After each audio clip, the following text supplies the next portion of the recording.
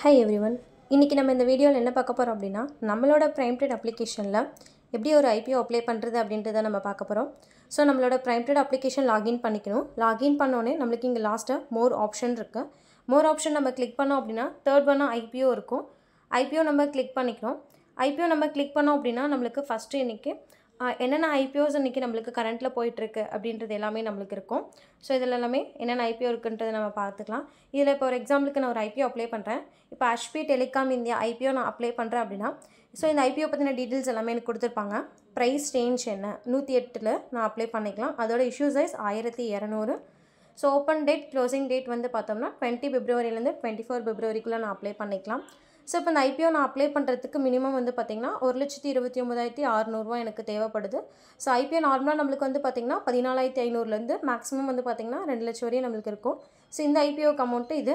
So minimum இப்போ நம்ம இந்த இடத்துல அப்ளை நம்ம கொடுத்தோம் அப்படினா ஃபர்ஸ்ட் ஒன் நமக்கு நம்மளோட UCC கோட் கேக்கும். சோ எல்லாத்துக்குமே ஒரு கிளையன்ட் ஐடி இருக்கும். சோ அந்த மாதிரி இப்போ நான் என்னோட கிளையன்ட் ஐடி போடுற மாதிரி நீங்க உங்களோட கிளையன்ட் ஐடி என்டர் பண்ணிட்டு send OTP கொடுத்தீங்க அப்படினா நீங்க இங்க அக்கவுண்ட் ஓபன் பண்ணும்போது என்ன மொபைல் நம்பர் கொடுத்திருக்கீங்களோ அந்த ரெஜிஸ்டர்ட் மொபைல் நம்பருக்கு OTP ரிசீவ் ஆகும்.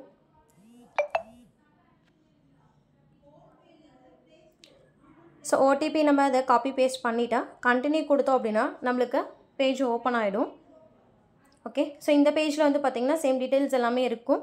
உங்களோட கிளையன்ட் ஐடி நேம் எல்லா டீடைலும் இதல கொடுத்திருப்பாங்க.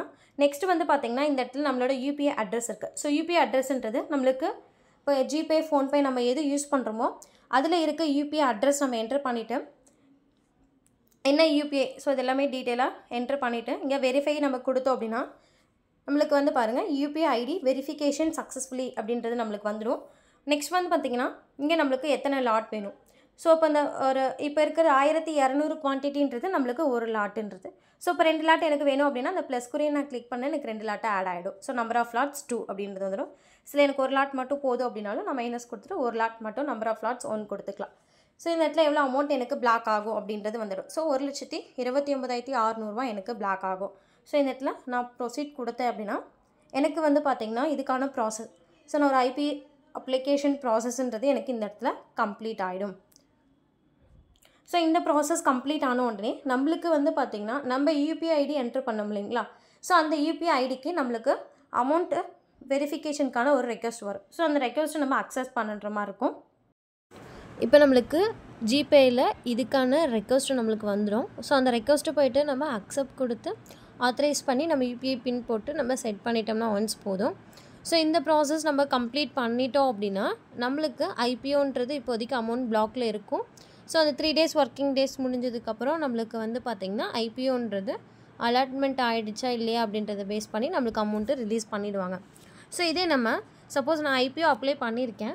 எனக்கு இந்த IPO வேணாம்னா IPOவை கேன்சல் பண்ணிடணும். சோ அந்த 3 days டைம் கொடுக்குறாங்க இல்லீங்களா இப்போ for example HP Telecom number 20 February to 24 February time டேட்னா அந்த டைம் டேட்க்குள்ள நான் அப்ளை பண்ணிட்டேன். எனக்கு அப்ளை பண்ண IPO வேணாம் அப்படினா அந்த டைம்க்குள்ள அந்த டேட்க்குள்ள நான் IPO திருப்பி கேன்சல் பண்ணனும் அப்படினாலும் again நம்ம கேன்சல் பண்ணிக்கலாம்.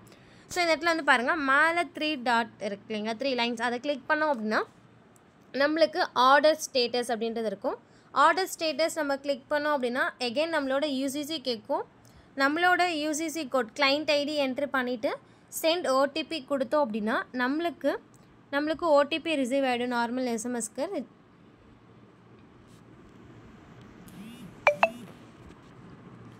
சோ OTP ரிசீவ் ஆனதை என்டர் பண்ணிட்டு கண்டினியூ கொடுத்தோம் அப்படினா நமக்கு பேஜ் லாகின் ஆயிடும். சோ இந்த பேஜ்ல போய்ட்டு நமக்கு ஏதாவது இன்டிவிஜுவல் ஸ்கிரிப்ட் ஏதாவது பார்க்கணும் அப்படினாலும் கம்பெனி செலக்ட் பண்ணி நம்ம சர்ச் பண்ணிக்கலாம். இல்ல ஆல் ஆர்டர் டீடைல்ஸ் இதல போய்ட்டு ஃபெச்சிங் ஆல் ஆர்டர்ஸ் அப்படின்றதுல உள்ள போனோம் அப்படினா நமக்கு கேன்சல் ஆப்ஷன் வரும். அதுல நம்ம IPO கொடுத்து நம்ம கேன்சல் பண்ணிக்கலாம். Thank you.